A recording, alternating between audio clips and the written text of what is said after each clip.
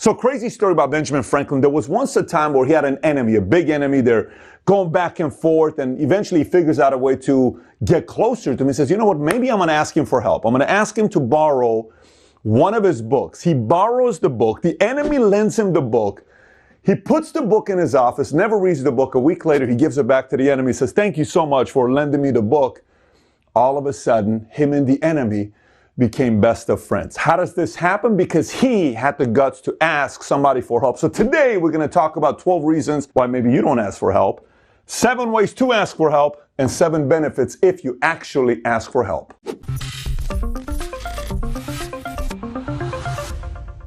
Okay, so if this is a topic you're excited about, I want you to give me a thumbs up as well as subscribe to the channel. Stay tuned till the end. I'm going to give you a PDF on today's topic. So let's get right into it. Number one reason why we don't ask for help is because it shows weakness. You feel like if I ask this person for help, why would I ask for help? I'm strong. I don't need your help. I can do it on my own. Why would I ask you a question like this? Because we're worried because we're going to seem weak. Number 2, perfectionists.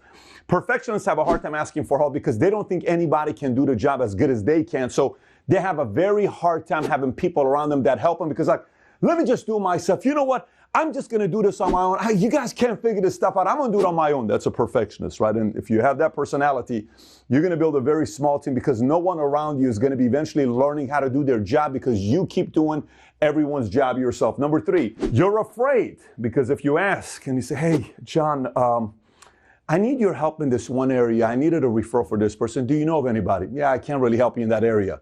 The idea of the other person saying no to you scares you so much because you're so afraid of rejection.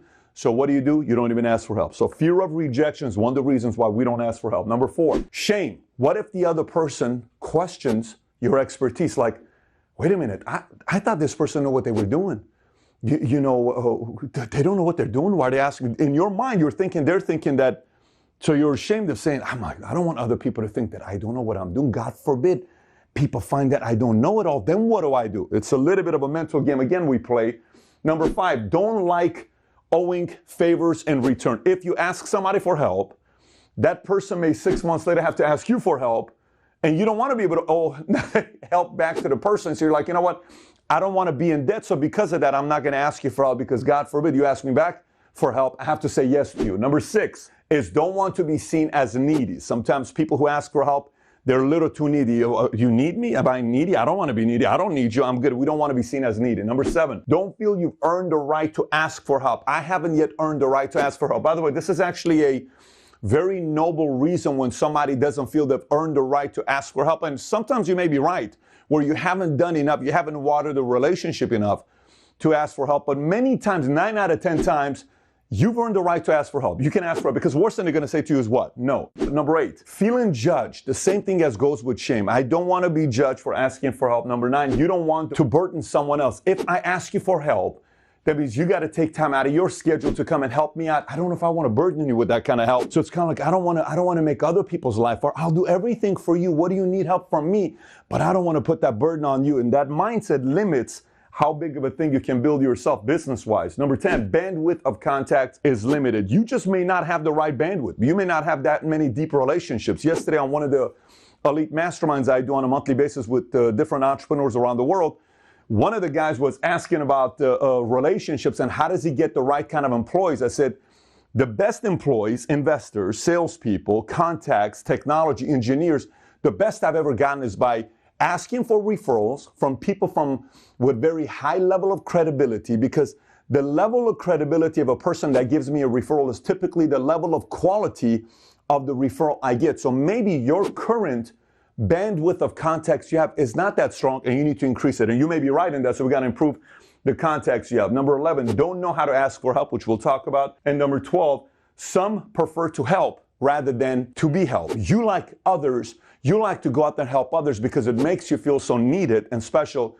but you don't want others to feel the same way as you do. You just want to help others. God forbid you owe other people, you ask for other people for help. It's not going to happen for you. So again, it's a mental block some have to deal with. Next, 7 ways to ask for help. Number 1, be clear on what you need help with. Asking for general help, people don't know how to help. It's got to be specific. Here's what I'm looking for. Do you know anybody who ...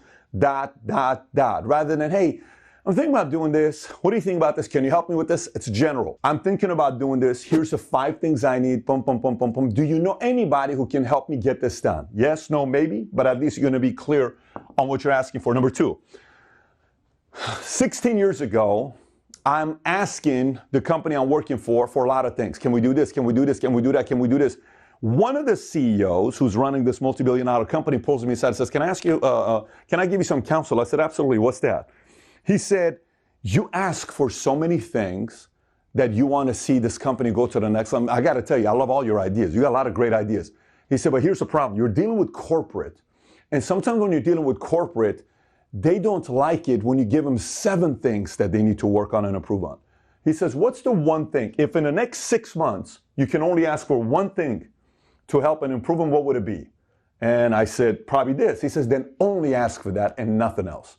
But ask for that 20 times rather than asking for 20 things, right? So focus, one thing to help, ask for help rather than many different things. Number 3, give in advance. If any chance you get to help others, say, is there any way I can help you? Is there any way I can help you? Is there any way I can help you? Is there anything you need help with? Is there any context?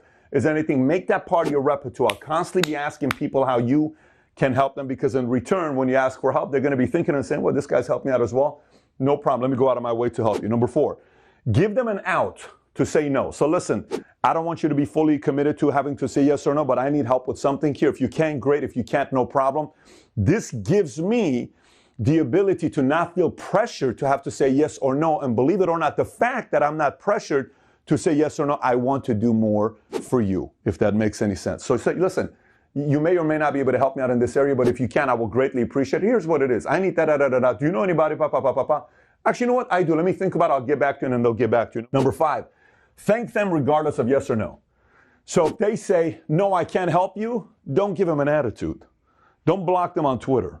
Don't block them on text. Just say, hey, all good, totally understand, appreciate you even offering. No, I figured you were going to be busy, but I wanted to ask you anyways. Thank you. Next one, when asking for help, it helps more if you're doing it in person rather than a text or a email or a DM. It's 34. Research has shown 34 times more effective if you ask for help face-to-face instead of text, email, or DM. And last but not least over here, if somebody helps you, give credit. Tell the world about it. I am so glad I met Oscar through Bobby. Bobby, thank you, because now Bobby wants to introduce you to more people. I am so glad that I was able to raise money from such and such investment firm because Jack introduced me to them, or else I would have never met them. Thank you, Jack. The more you give credit to people that have helped you, the more people want to continue to help you. My content that I come up with is based on a lot of books, a lot of relationships, a lot of people I've worked with, a lot of mentors, a lot of advisors, a lot of people I've worked with.